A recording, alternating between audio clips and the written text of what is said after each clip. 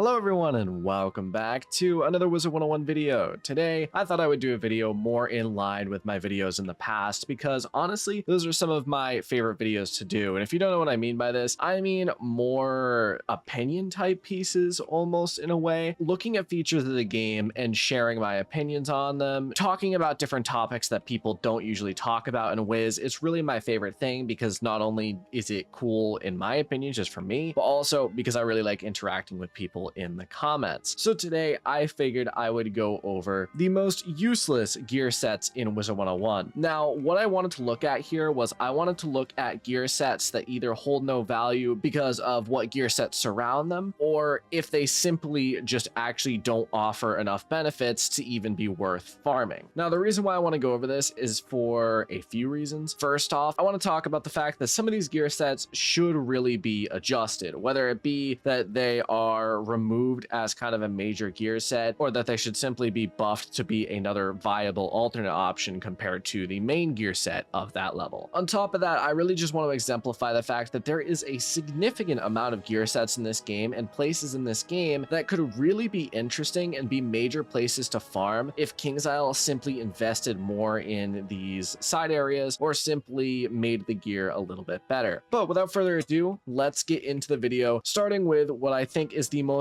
painfully useless gear set in this entire game, and that is Kembaalung Village. Now, the reason why this gear set is so useless and just completely doesn't even deserve to be farmed for is a few fold. First off, talking about these stats. These stats are actually significantly less than what you would expect from a gear set around this level. Now, I would say it's still better than Bazaar gear. It's not necessarily bad, but what this gear set lacks is a significant reason to farm for it, because it actually isn't that good. It's barely better than Bazaar gear in terms of stats. But the biggest thing, and what I think most people are going to be pointing out, is the fact that Kembaalung Village is unlocked at level 25 and Mount Olympus is unlocked at level 30. I shouldn't have to say this, but Mount Olympus gear is better than this gear set in every single way. And I mean every single way. It's not simply a fact of, oh, some can be changed and some can be swapped out, whatever. I mean that literally every single piece of Mount Olympus gear will be better than every single piece of Kembaalung Village gear. The reason why this is bad is it means that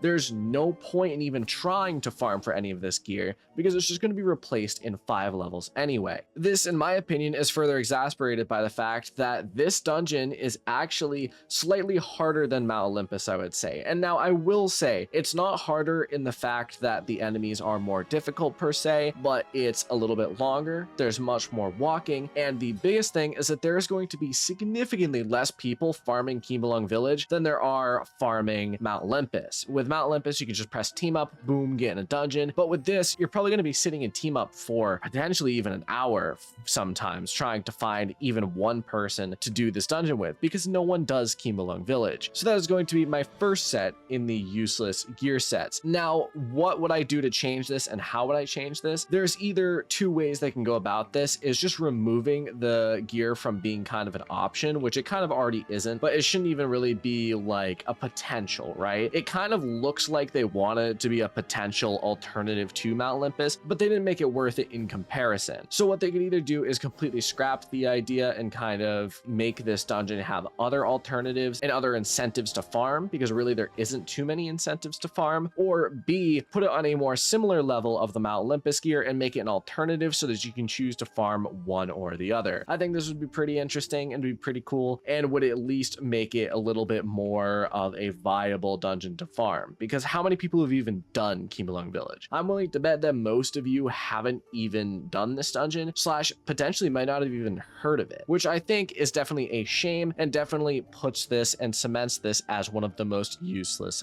dungeons to farm. All right, next up we have a twofer with Aquila and Tartarus, and this is kind of the main reason why I made this video and kind of the main reason why I was even interested in this topic to begin with, because I personally personally think the Aquila gear is heavily underpowered compared to what it should be in regards to Aquila and Tartarus. Now let me start off with Atlantea, because I think this is probably the most important of the ones to point out because it is objectively the weakest. Atlantea is in a rough point. Atlantea is unlocked at level 70, and the reason why this is rough is that you just got out of farming Waterworks only 10 levels ago, and Waterworks is a significant gear upgrade. I think a lot of people kind of forget about it because of how long we've been playing for, but you really go from being severely weak in terms of Mount Olympus from level 30s to around level 56 to 60 to actually getting a significant upgrade. And this is a universal significant upgrade. Like, you go from having in the 50s to 70s of damage into the hundreds of damage in most cases. I think every wizard usually goes above 100 at level 60, which is pretty good, at least if you have the right pet. Then you have your resistances, which are cranked up massively. You maybe have 5 to 10 in some resistances. I know Mount Olympus gear has specific resistances, so you may have some of those, to having like a 30 to 40 universal resist at level 60, which is a lot. You have a significant increase in either accuracy or power pip, which is really important. And overall, you just grow massively in power at level 60. Now, why is this important to bring up? It's important because Atlantea is severely underwhelming in regards to that, because honestly, it's not even really an alternative to Waterworks. In almost every single case, it is just objectively worse. And I do mean this. I know that some people actually, I've heard say Atlantea gear isn't that bad, but I think realistically, it is kind of a more PvP type setup where it has Pierce, but I'm just not gonna lie to you, most other stats are kind of lackluster. In regards to damage, you're gonna be 5 to 10 lower, you're gonna have significantly less resist. I believe the health is about the same, if marginally better. I believe the crit might be slightly higher, but crit is useless at this stage in the game. This just makes the gear set not worth farming in the slightest and kind of is a letdown. Now, the biggest thing about this is that Atlantea is a hard dungeon. At level 70, Poseidon is actually kind of a rough fight. He has 16,000 health. I believe you can't use traps on him, so you can't faint stack. And overall, it's just kind of a difficult fight for that level. And that's not even to mention that the dungeon is long. And the biggest thing is you're not going to get anyone in team up helping you. It makes this entire experience kind of just lackluster and the gear set seem all that much worse. Now, how would I fix this? I think the best way to fix this is to actually make it a step up. And again, probably move up the level a little bit, maybe. I'm not sure. I think you could also move down the level a little bit, move it to 60, and then potentially move Tartarus down. This is to give Darkmoor gear a little bit more room to breathe with Tartarus, which I'll go more into later. But I think the biggest thing is to make this more on par with Waterworks, and then make it so that there are stats like Pierce, and make it this a more offensive set of gear,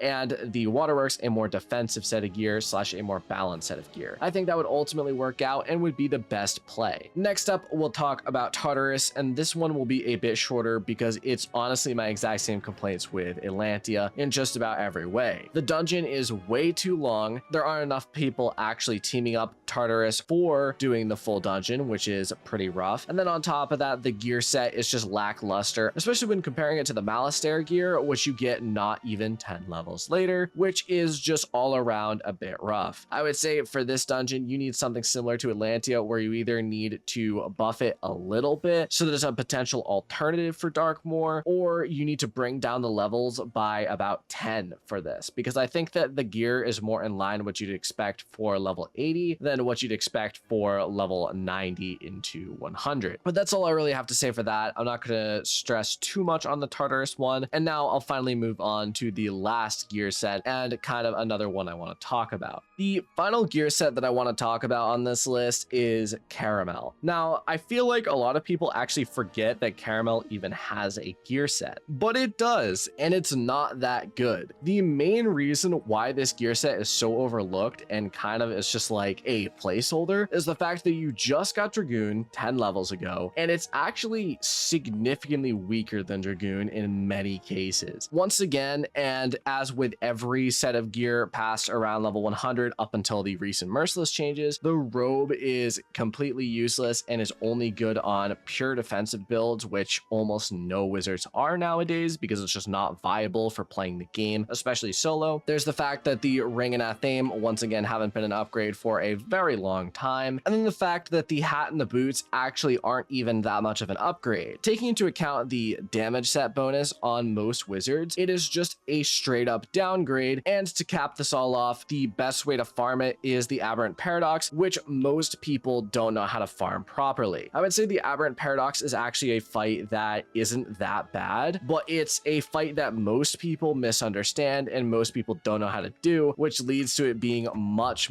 more painful than it has any right actually being, considering the boss only has like 10,000 HP. So I would say that honestly, there's actually really no way to fix this, because with Merciless being actually kind of decent now and being a rival for Dragoon, and then Dragoon being 10 levels earlier, it just doesn't really have a place in being there, because if they keep making every gear set about equal to what they have been, there's just going to be way too many options. So I would say that the real way to go here would be to kind of just remove it from the game, because I don't think that there should be a gear set every single world that is viable for use or is meant to be viable for use. In this case, the gear set is there, and it's kind of implied that it is potentially good compared to Dragoon gear when it simply isn't. So I would either remove it completely or buff it ever so slightly, which would make it much more in line with simply Dragoon or Merciless nowadays. But that's really it for this video. Let me know what you think about this in the comments below. Do any of these even really need changes? I think some of them could go without, but I wanted to make this video and kind of talk about some of the more useless sets of gear in the game that don't really get enough spotlight. I'm willing to bet that most people haven't even had a full set of any of the gears that I've mentioned on this video. If you're a very old player like me, then Tartarus, you might have had the full set back in the day before Darkmoor came out, which was about 7 years ago now. Live on that fact. Actually, it's been like 8 years now. Isn't that crazy to think about, that